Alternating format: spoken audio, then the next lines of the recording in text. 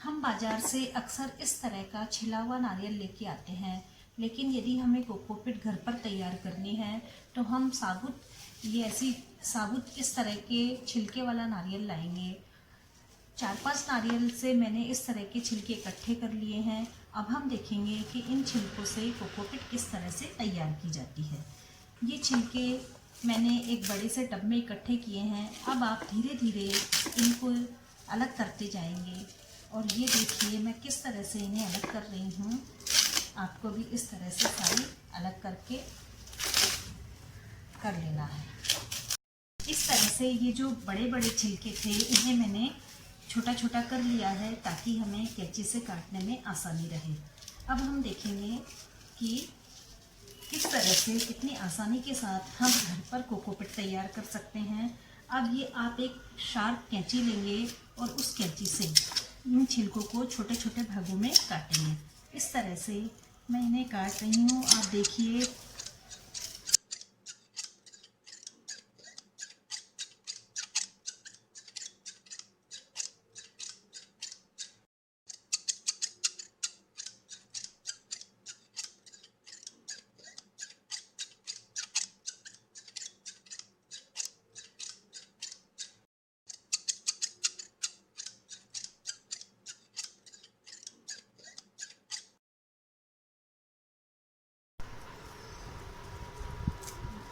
अब मैंने इस नारियल की छिलकों के छोटे छोटे पीसेज कर लिए हैं।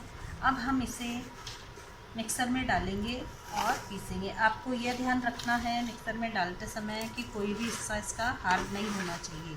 यदि हार्ड वाला हिस्सा भी हमारे पिसने में आ गया तो मिक्सी के टूटने का डर रहेगा। इसलिए हमें केवल सॉफ्ट वाले हिस्से को ही मिक्सर में जार में डालने हैं। अब ये देखिए मैंने इस तरह से डाल दिया है। अब हम इसे पीसते हैं।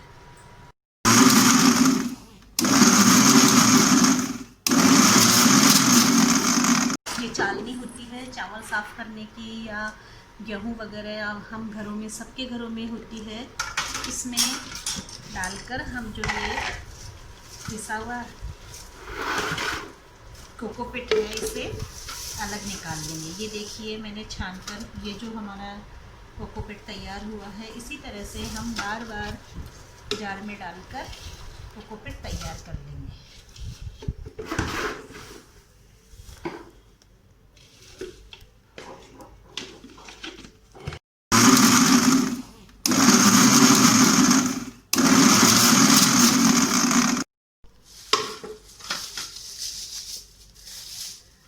ये जो ऊपर के छिलके हैं अभी आप इन्हें अलग कर दीजिए। ये भी हमारे बहुत काम आने वाले हैं। अभी हम इन्हें अलग करके रखते हैं और जो कोकोपीट है उसे अलग रखेंगे। सॉफ्ट वाला भाग था वो मैंने मिक्सी में पीस लिया, लेकिन मैंने आपसे कहा था कि जो भाग आपको थोड़ा हार्ड लगे उसे मिक्सी में नहीं डालना है। उसको मैंने अलग से निकाल लिया है और इस भाग को अब मैं एक छोटे से पत्थर से कूटूंगी। इस तरह से मैं इसे कूटूंगी तो जो इसके अंदर जितना भी कोकोपीट है वह इसमें अलग हो जाएगा। इस तरह से आपको कूटना है और कूटकर इसे यूँ रगड़ना है।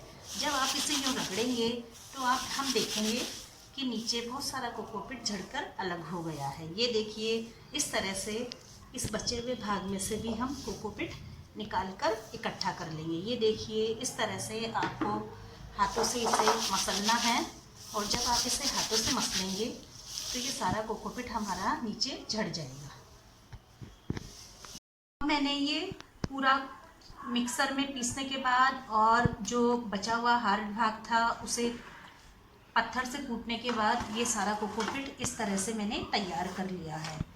और मेरे पास ये फाइबर के रूप में ये इसके जो फाइबर है वो रह गए हैं। ये भी हमारे ड्रेनेज के लिए बहुत काम आने वाले हैं। इसका मैं आपको बाद में बताऊंगी कि इसको हम किस तरह से प्रयोग में लाएंगे।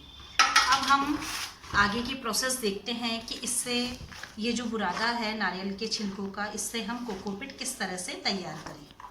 छानने के बाद ये जो कोकोपीट निकला है अब हम इसे पानी से धोएंगे, क्योंकि नारियल समुद्री इलाकों में होता है और इसमें थोड़ा नमक हो सकता है। अतः नमक को हटाने के लिए हमें इसे धोने की आवश्यकता होगी।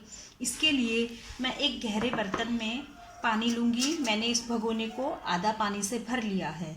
इस भगोने के अंदर अब ये जो हमारा छना हुआ कोकोपीट है, इसे हम इसमें डाल देंगे। डालने के बाद 5 मिनट अच्छे से हम इसमें भीगने देंगे और उसके बाद हम एक चलनी लेंगे।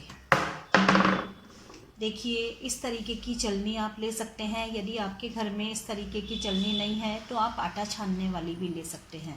मैंने इस कोकोपीट को अच्छे से पानी के अंदर डिप किया है और 5 मिनट मैं इसे भीगने दूंगी, ताकि इसमें से जितना भी नमक है वो सब रिमूव हो जाएगा और हमारे पास जो शुद्ध कोकोपीट है वह रह जाएगा।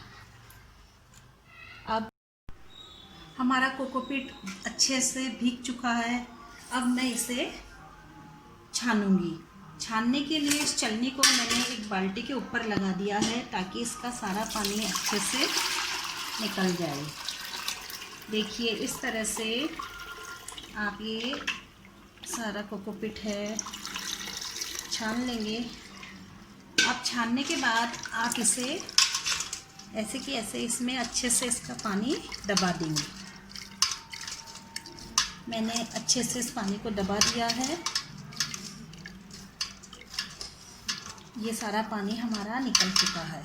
अब हम इसे सूखने के बाद देखेंगे कि सूखने के बाद यह कैसा लगता है। यह देखिए, हमारा कोकोपीट सूखकर तैयार हो चुका है। सूखने के बाद ये इस तरीके का दिखेगा आपको। अब इसे किस तरह से प्रयोग में करेंगे प्लांट्स के लिए, यह हम अगले वीडियो में देखेंगे।